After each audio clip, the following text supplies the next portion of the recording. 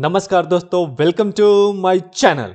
जैसा कि आप देख चुके होंगे हमारे थंबनेल से कि आज हम लोगों ने आईआईटी कानपुर के पीएचडी नोटिफिकेशन को देखेंगे डिटेल में। तो बिना किसी देर के हम लोग सीधा इंस्टीट्यूट के वेबसाइट पे चलते हैं जहां पे ये नोटिफिकेशन जारी की गई है।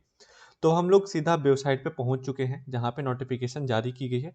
एंड आपको मैं यहाँ पे एक चीज़ और बता दूं कि यहाँ पे पीएचडी के साथ साथ यहाँ पे एमएस प्रोग्राम के लिए भी एप्लीकेशन स्टार्ट कर दी गई है, यानी कि एप्लीकेशन फॉर्म फिलिंग ओपन कर दी गई है। ठीक है, तो सबसे पहले अपन देखते हैं कि एमएस में किन किन डिपार्टमेंट में ओपनिंग्स आई है। तो सबसे पहला है एरोस्पेस इंजीनियरिंग, फिर है सिविल इंजीनियरिंग, फिर है कंप्यूटर साइंस इंजीनियरिंग, फिर है मैकेनिकल इंजीनियरिंग, फिर है photonic science and engineering. And एक और है जिन्होंने इन साइबर सिक्योरिटी एमएस में ही इसको अलग से इन्होंने रखा है, जो कि अगर डिपार्टमेंट देखा जाए तो वो आता है कंप्यूटर साइंस एंड इंजीनियरिंग के अंदर। ये किसके लिए है? तो यहाँ पे इन्होंने लिखा है कि ओनली फॉर स्पॉन्सर्ड या part time external candidate without financial assistantship.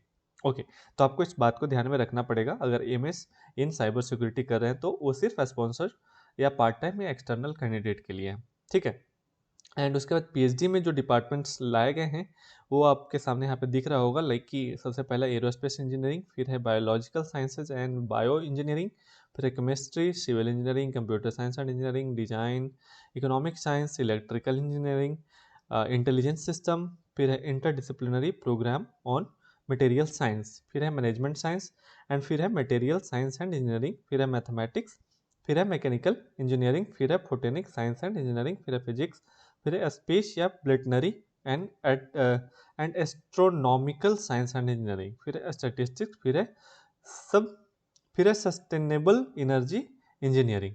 तो ये यहाँ पे इंफॉर्मेशन यहाँ पे दे रखा था कि किन किन डिपार्टमेंट में आ रखा है। एंड यहाँ पे इंडियन कैंडिडेट के लिए लाइक अगर रिजर्वेशन है तो like E W S and OBC जिस कैटेगरी से आप आते हैं, जो गवर्नमेंट ऑफ इंडिया का जो नॉर्म्स है उसके हिसाब से, एंड वो आपका यहाँ पे रिजर्वेशन आपको मिल जाएगा। ठीक है, एंड यहाँ पे है विदड्रॉन फ्रॉम द प्रोग्राम, जो इनका रूल होता है लाइक रिफंड में टेक अप टू 21 डेज, ये आपको 21 दिन का लग जाएगा। एंड जो लास्ट डेट होता है विड्रॉल का उससे पहले अगर आप कर लेते हैं तो 1000 डिडक्ट करके आपको सारे के सारे पैसे आपको वापस कर दिए जाएंगे। एंड इसका जो लास्ट डेट है वो है December 13, 2025। If withdrawn is received after offer set date then the deduction will as per the institute नो। ठीक है, यहाँ पे एंड जो रिफंड प्रोसेस है जनवरी 15 तक कर दिया जाएगा। मोस्टली 21 डेज ये लगते हैं। ठीक है, एंड यहाँ पे जब विड्रॉ करेंगे तो ये जो यहाँ पे गूगल फॉर्म दिख रहा होगा आपको, इसे फिल कर देना होगा। एंड यहाँ पे जो 4 सेक्शन और दे रखा है ये चीज़ आपको वहाँ पे फिल करनी पड़ेगी, लाइक कि signed application of withdrawal consisting of all detail like application number, department, programme और amount paid and fee payment का receipt and bank account detail जिसमें आपको आपका रिफंड चाहिए होगा। फिर है photo copy of front page of passbook. ये सारा चीज़ आपको प्रोवाइड करना पड़ेगा। अब कहते हैं कि हाउ टू अप्लाई में इन्होंने दो चीज़ें कि जो अवेलेबल हो चुका है, जो फॉर्म यहाँ पे अक्टूबर 21 से अवेलेबल हो चुका है 2 PM, यानी कि शाम के 2 बजे से लेकर के। एंड इसका जो लास्ट डेट है वो है November 10, जो कि दोपहर के 2 बजे तक है। तो आपको ध्यान रखना है कि ऐसा नहीं कि November 10 है इसका मतलब है कि पूरा रात के 12 बजे तक है, तो नहीं, जो कि आपको 2 बजे तक ही दिया गया है। तो आपको इसको ध्यान में रख के उससे पहले तक आपको फॉर्म अप्लाई कर देना है। एंड इसका जो एप्लीकेशन फ़ी है एंड वो है आपका 500, किसके लिए? General, AWS, OBC and OBC NCL के लिए। एंड जो उसके अलावा जो कैटेगरी है लाइक कि SC ST and all DAP candidates, उनके लिए 250 यहाँ पे चार्जेज रखे गए हैं। एंड यहाँ पे जो एप्लीकेशन फ़ी है वो नॉन रिफंडेबल है, जैसा कि आप सारे इंस्टीट्यूट का देख चुके होंगे, वहाँ पे भी नॉन रिफंडेबल ही होते हैं। एंड उसके बाद यहाँ पे लाइक कि एक इम्पॉर्टेंट लिंक दिया गया था जो कि मैं पहले से ओपन कर रखा हूँ। तो लाइक ये वाला यहाँ पे उसका लिंक जब ओपन करने के बाद ये वाला पेज अपने यहाँ पे ओपन होता है। तो लाइक यहाँ पे भी वही चीज़ है, अगर आप कोई सर्टिफिकेट या आई मीन किसी रिजर्वेशन के लिए क्लेम कर रहे हो तो उसका प्रॉपर सर्टिफिकेट आपके पास होना ज़रूरी है। वही चीज़ वहाँ पे यहाँ पे मेंशन करा गया है। एंड इसके बाद अपन एलिजिबिलिटी देख लेते हैं। तो लाइक कि अगर एलिजिबिलिटी देखना है तो अपन सबसे पहले इस पर क्लिक कर दिए तो यहाँ पे जो एलिजिबिलिटी है, तो लाइक कि पीएचडी इन इंजीनियरिंग के लिए जो ये सारे डिपार्टमेंट है, इसका सबसे पहला एलिजिबिलिटी है कि पहला है कि a masters degree engineering with marks S C P I not below the specific minimum. यहाँ पे स्पेसिफिक मिनिमम क्या है, जो स्पेसिफिक मिनिमम है 5.5। अगर आपने मास्टर्स डिग्री इंजीनियरिंग में कराओ यानी कि एमटेक कराओ, तो अब आपका मिनिमम 5.5 सीजीपीए तो होना ही चाहिए, यानी कि 55%, उससे नीचे नहीं होना चाहिए। सिर्फ यहाँ पे इसकी रिक्वायरमेंट है, मतलब कि एमटेक की। ओके, या अगर आपने बैचलर्स डिग्री इंजीनियरिंग और साइंस करा हो, जो 4 साल का प्रोग्राम होता है, लाइक कि बीटेक या बी, जो 4 साल का प्रोग्राम होता है विथ ए मिनिमम 25%, यानी कि 7.5 सीपीआई या सीजीपीए। लेकिन उसके साथ साथ आपको एक वैलिड गेट स्कोर भी रिक्वायर्ड है। लेकिन यहाँ पे एमटेक वाले को गेट स्कोर का कोई ज़रूरत नहीं है। कहता है कि the requirement of GATE score is waived of the candidate with bachelors degree engineering और साइंस, जो कि 4 साल का प्रोग्राम होता है, फ्रॉम अगर CFTI से कर रहे हैं तब आपको यहाँ पे गेट देने की जरूरत नहीं है। लाइक अगर आपने 4 साल का प्रोग्राम कोई करा है बीटेक से, बीटेक किसी CFTI कॉलेज से यानी कि सेंट्रल फंडेड टेक्निकल इंस्टीट्यूट से, तब आपको यहाँ पे गेट की जरूरत नहीं है, आप उसको यहाँ पे छुटकारा मिल जाता है। लेकिन आपने एमटेक कर रखा हो तब भी आप यहाँ पे गेट या नेट देने की कोई ज़रूरत नहीं है। एंड दूसरा है मास्टर डिग्री इन साइंस। अगर आपका साइंस है in an allied area with specified each of the following 3 category. अगर आप किसी साइंस में, अगर आपका मास्टर डिग्री है, किसी इंजीनियरिंग में नहीं है, टेक्नोलॉजी में नहीं है, तब आपको ये 3 क्राइटेरिया आपके पास होना चाहिए। ए मिनिमम 65%, 6.5 सीपीआई आपका मास्टर डिग्री में होना चाहिए। फिर है उसके बाद first division in bachelors degree, bachelors degree में आपके पास फर्स्ट डिवीजन होना चाहिए, एंड वैलिड जीआरएफ या गेट स्कोर होना चाहिए। ठीक है, ये चीज़ यहाँ पे मेंशन करा गया है।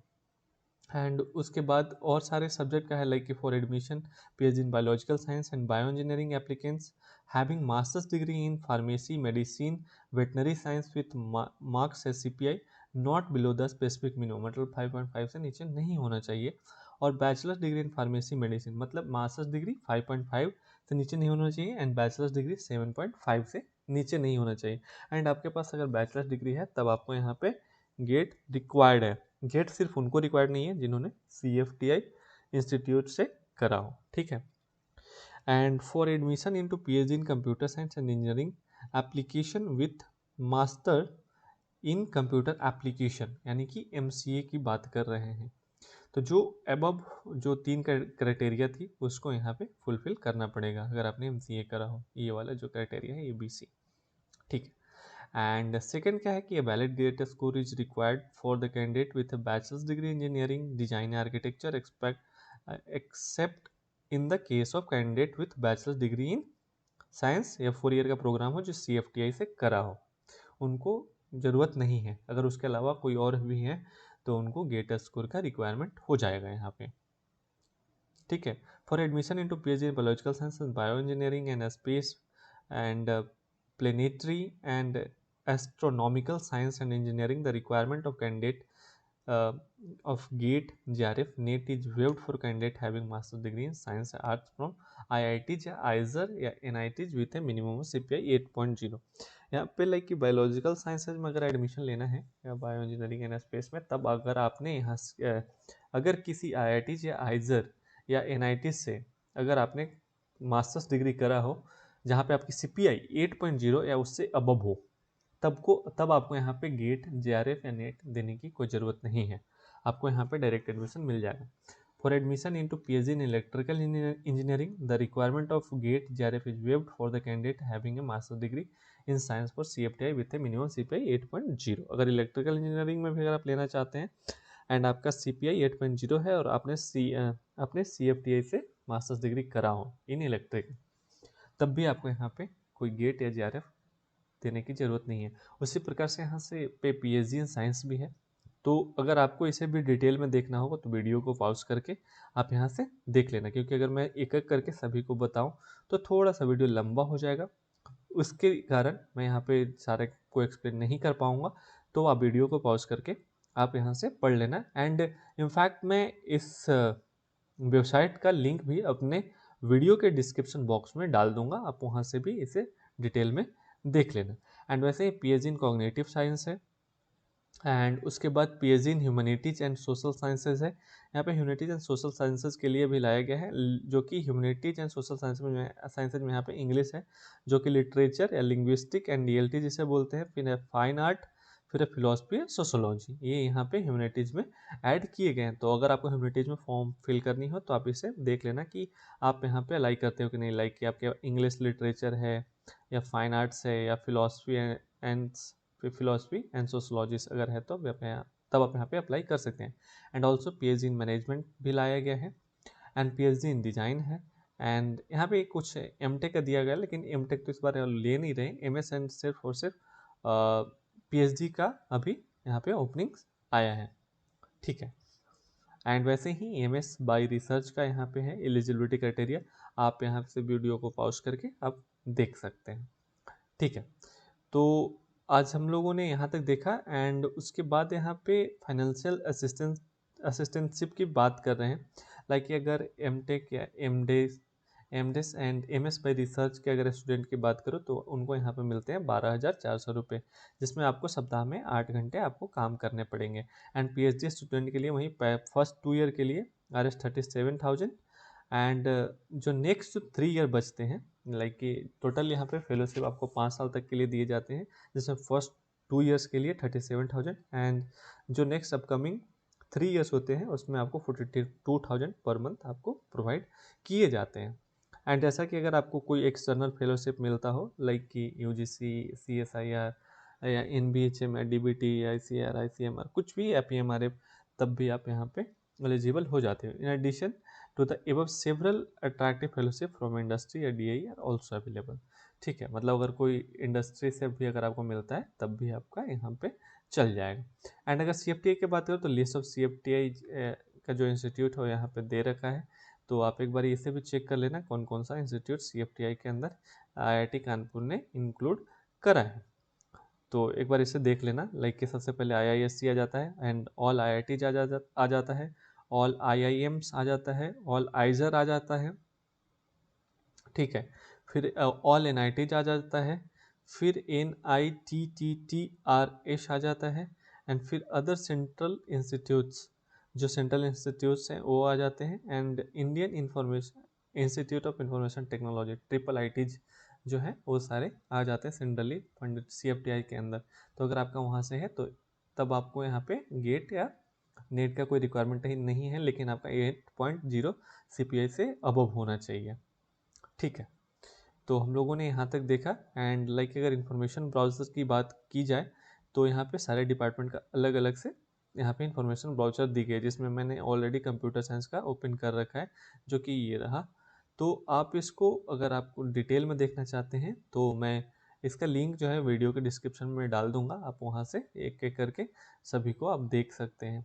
ओके, एंड आपको मैंने इंपॉर्टेंट बात बता ही दी, जो कि था इसका डेट, कि कब से कब तक फॉर्म जो है अप्लाई हो रहा है। 21 अक्टूबर से लेकर के नवंबर 10 तक यहाँ पे अप्लाई की जा रही है, तो आप बिना किसी देर के अप्लाई कर देना।